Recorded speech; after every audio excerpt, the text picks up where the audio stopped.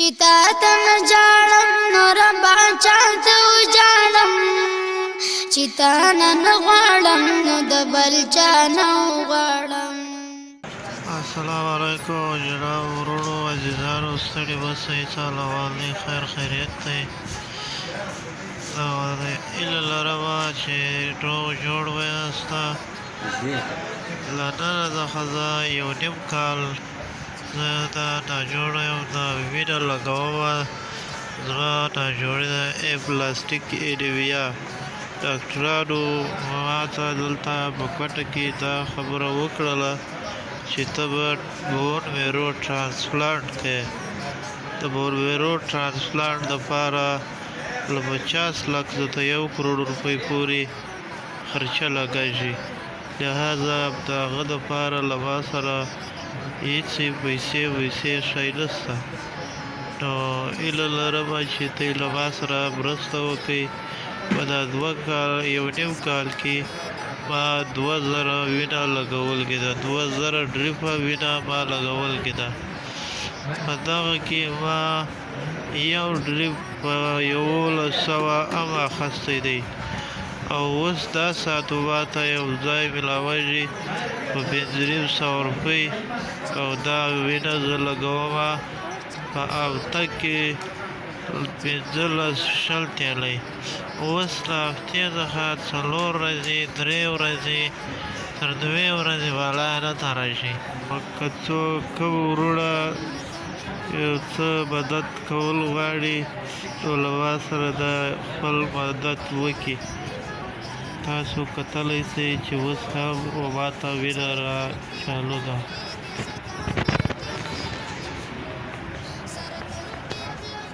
دا ساعت زه اوس هم په سیول هسپتال کې داخل یم دلته چې دی زما علاج یو هم نشته نو لهذا زه ورته درخواست کوم چې څوک د دې دپاره مدد کوي نو هغه د خپل دغه شریک کړي راسره زه بل یوه هیله نه لرمه او دا د وړک څخه تعلق دی زما نوم دی زین الله او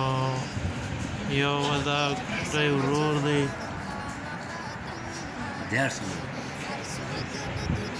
دا به پلار دی زما دپاره د الله دپاره د له ما سره دا خلک امداد وکړي زه غریب یم بل څوک نه لرمه چې څه راسره وي هغه مو ختم شولې نور هېڅ شی له ما سره نشته داسې دا خبره ته یې واورېدله او لهذا د دې تصویرات او د دا ناجوړۍ ثبوتي تصویرات هر څه له ما سره موجوده دي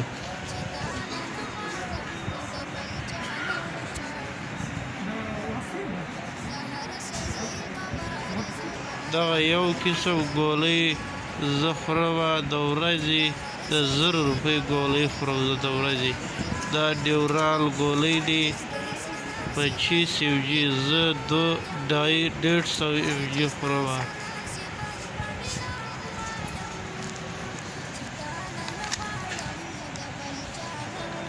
د دې یوه کوکه 4000 روپۍ ده او بله 100 mg چې دي هغه په 10,000 ده او لهذا زه د دې ګولیو وس هم نه لرم ډاکټران دا راته وایي چې ته دا ګولۍ مه پرېږده لهذا بیا به تا ته انفیکشن کېږي نو چې زه دا ګولۍ خورمه زه د دې وس نه لرم چې زه دا ګولۍ واخلم د دا وینې کسان لا نسته درآمده بل هیڅوک نشته ربا چې خپل ځان پې وسپارم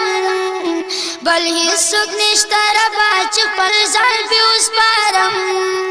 چې تا نن غواړم نو د بل چا نه غواړم